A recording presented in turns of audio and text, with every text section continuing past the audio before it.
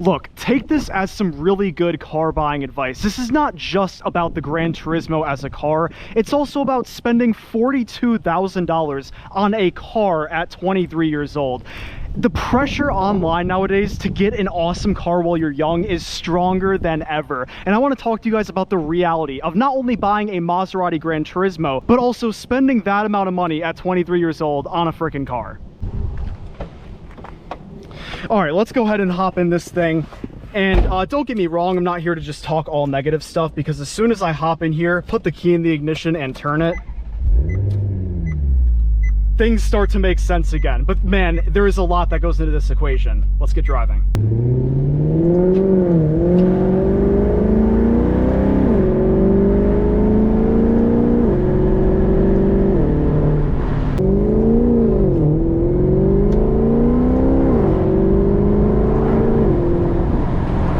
Guys, so first things first, I gotta say, I have worked hard enough and have been lucky enough to be able to pay cash for this car.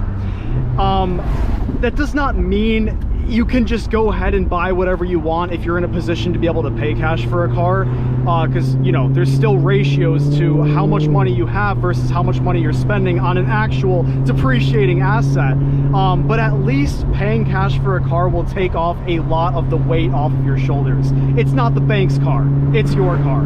And so number one, if you're gonna buy anything, I would say at least make sure you have enough saved up to be able to pay cash for the car. In some people's circumstances, you may be more comfortable financing it. I'm not going to get into all that whole discussion there, but definitely don't buy something until you're in a position to pay cash for it. I say that because even though I have paid cash for this car, the true rule is you should not buy a car that, you know, for fun purposes or to look good or to feel good driving it until you can buy the thing 10 times over. If you're looking at a $42,000 car, which is how much this one costed, I should have waited until my actual net worth, which is how much I owe minus how much I own versus how much I owe, was at least $420,000, no pun intended. Just complete coincidence there. But the fact that I am nowhere even close to having a $400,000 net worth is my fault, and it is what it is. So to really talk about regretting owning this thing, you know, I'm not sitting here like stressing and losing sleep over this every single day, but I am recognizing that this is a serious setback in my financial life. And for what? Well, for this.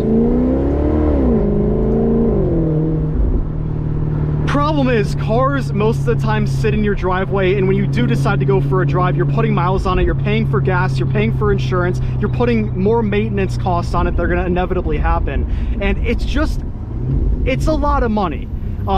So in all honesty, guys, I just wish I waited a little bit longer to buy the car. However, you know, by nature, I am a very serious saver. I don't like spending money whatsoever at all. Some of you may know that because I had a personal finance channel before this channel. This is something I never thought I'd do in my entire life, but here we are. And there's two sides to this. You know, life isn't forever, and I want to have fun when I'm young. But I also want to be in a position to retire early, have a lot of money, and set my own future kids up for serious success. And as well as, you know, you could then go into the discussion about how expensive homes are and why didn't I put this money towards beginning to pay off a mortgage, right? There's a lot at play here. There's a lot of regret, but there's also a lot of joy. And think about that. If you're gonna buy yourself your dream car, recognize that once you get it, you're going to get used to it more and more and more every single time you drive it. But as for this car itself, there is nothing that is severely wrong with it in any way whatsoever. There's just a bunch of little things. Squeaky brakes, an leaky valve cover gasket, a little bit of a weird sound when I turn the steering wheel to the left at slow speeds. Whenever I go over a bump, I'm 99% sure there's something wrong with the right control arm bushing. And all those Maserati parts plus labor is going to be an absolute nightmare to fix. It all ties back in with the whole money discussion. If I waited longer to buy this car, that stuff would not have mattered. Am I in a position to actually be able to pay for that stuff and, you know, not have to go in serious debt? Yes. But is it smart? No. That's why if I had to rebuy this, I would have waited till at the very least I could buy the car 4 or 5 times over, because at that point any major repairs is not going to be something that I or you would lose sleep over. Depends how much you care about money, but at the end of the day, in today's economy, money's becoming more and more hard to get, hard to save, and easier to spend on just everyday stuff.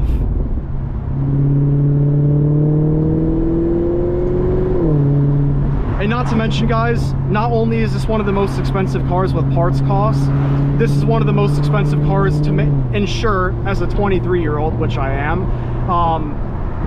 You can see my gas mileage here, 13.6. It's now up from 12.9.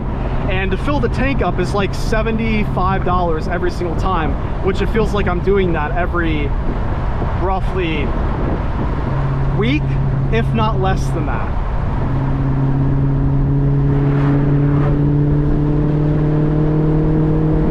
But then I hear that Italian orchestra and I love it. Guys, this is just, buying an expensive car when you're young is seriously an extremely toxic relationship. If you like toxic relationships, then you're probably gonna like buying something like this.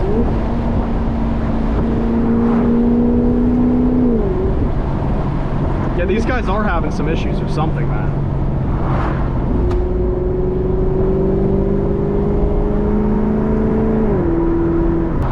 I mean, guys, I love the car, and for $40,000, I still would not pick any other car in that price range. The only other competition to this, I would argue, is the C6 Z06, which maybe in the future I'll sell this and get that.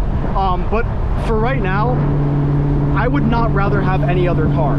It's just, every time I take it out, I'm very fearful of a check engine light appearing, or something going wrong with the transmission, or you know, anything serious breaking. I fear the maintenance and parts costs, and that's not really what I wanted when I purchased this thing.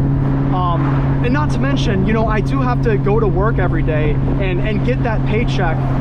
If you guys are wondering how much money I make every year, I can go in and make a separate video on that. Kind of already covered that in a video about how I afford this car. But needless to say, when you spend tens of thousands of dollars, you quickly realize how long it actually took and takes for you to save up that money. In my case, I saved up the money to pay cash for this car and just impulsively purchased this. And now that I'm rebuilding my investment account back up, I realize, oh my gosh, I am going $1,000 by $1,000 by $1,000 at a time. And doing that 40 times is going to be a very, very slow and tedious process.